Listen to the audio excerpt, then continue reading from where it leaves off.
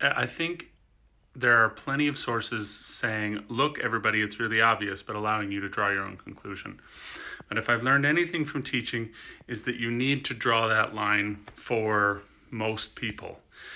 We see Trump and his cronies saying over and over and over that that they believe the virus, the COVID-19 virus, was created in Wuhan, China's viral lab. That's it. That's where the story keeps ending, is this dumb fight where journalists are polite enough to ask the president again instead of just obviously saying he's clearly lying. We know he's lying. It's obvious it's a lie, and we move on. We don't ever move on because that's the lifeblood of the news cycle, is to never move on. That's also Trump's bread and butter, is to never move on. So we never get that line drawn that we have the rest of that we need to draw for the rest of the world. And that little line drawn is that we know from history, we know from recent history and long ago history, that when you make somebody else the villain, if you blame them for your problems, then people have someone to hate, someone to focus all their aggression on, and then you and the people are on the same team. You, the leader, are on the same team as the people because you're blaming the other people. Now, we see this all the time with Mexicans.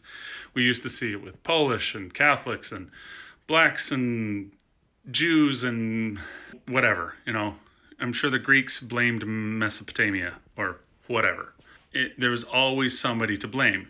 Now, we've known that part of history, but the key important part here is that we need to connect the dots for everyone and say that we must remember that Trump is blaming other people to put him on the same team.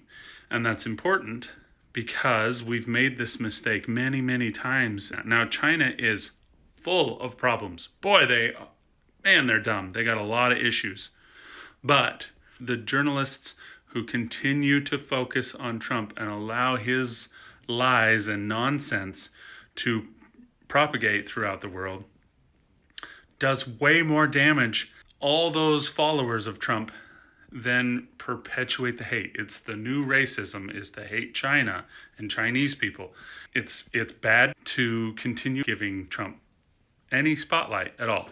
And we need to explain to each other why we're ignoring it, like I'm doing now, and then let it go.